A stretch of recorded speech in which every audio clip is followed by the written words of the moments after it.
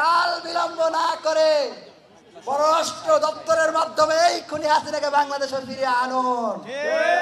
ভারত থেকে টেনে হিসেবে নিয়েছে বাংলার মাটিতে সর্বোচ্চ শাস্তি নিশ্চিত করতে হবে। তবে শুধুমাত্র রায় পেয়ে আমরা চূড়ান্ত সদস্য নয়, যবে খুনি হাসিনাকে তার বাপের বাড়ি দিল্লি থেকে গলায় দড়ি পরিয়ে টানতে টানতে বাংলার মাটিতে এনে ফাঁসি কার্যকর করা হবে, সেই দিন আমরা আলটিমেট সন্তুষ্ট হব। সেই দিন আমাদের শহীদ ভাইয়েরা আত্মায় প্রশান্তি পাবেন। সেই দিন পর্যন্ত আমি সমগ্র বাংলাদেশকে, সমগ্র জুলাই জনতাকে রাস্তায় থেকে দাবি আদায় করা আগ পর্যন্ত আমাদের লড়াই চালিয়ে যাওয়ার আহ্বান জানাচ্ছি। আমরা মনে করে আজকের এই রায়ে, ডাকসু মনে করে আজকের এই রায়ের মধ্যে ন্যায় বিচারের প্রতিফলন হয়েছে।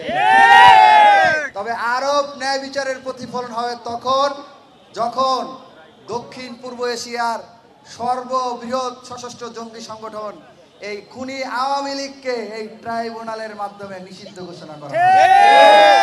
আজকের রায় প্রমাণ করে এই খুনি সশস্ত্র জঙ্গি লীগ দক্ষিণ পূর্ব এশিয়ার সর্ববৃহৎ সশস্ত্র জঙ্গি সংগঠন ছাড়া আর কিছুই নয়। আমরা রাষ্ট্রকে ট্রাইব্যুনালকে ধন্যবাদ জানাই যে তারা একটি ন্যায় বিচার, ঐতিহাসিক ন্যায় বিচারের সাক্ষী হয়েছে। আপনারা মনে আছে আমাদের জাতীয় বীর সালাউদ্দিন কাদের চৌধুরী বলেছিলেন, জজ সাহেব ট্রাইব্যুনাল কিন্তু যদি থাকে এই ট্রাইব্যুনালে হাসিনার বিচার হবে। হাসিনার ফাঁসি হয়েছে, এখন ওই খুনিকে, খুনিদের আশ্রয়দাতা ভারত থেকে ছিনিয়ে এনে বাংলাদেশে এনে এর ফাঁসি কার্যকর করতে হবে।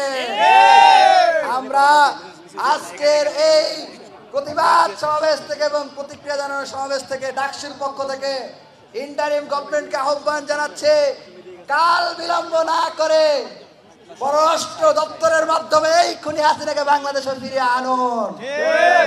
আজকে আমরা যে রায় পেয়েছি এই রায়টি চূড়ান্ত নয়।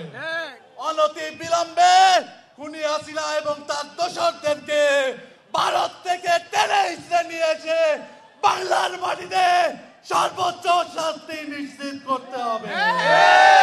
ততদিন পর্যন্ত এই জুলাই যোদ্ধাদেরকে রাজপথে থাকার উদাত্ত আহ্বান জানিয়ে আমার কথা এখানে শেষ করছি। এবং আজকে ধানমন্ডিতে আমাদের জুলাই যোদ্ধাদের উপর আক্রমণ হয়েছে, এই আক্রমণের তীব্র নিন্দা জানাচ্ছি।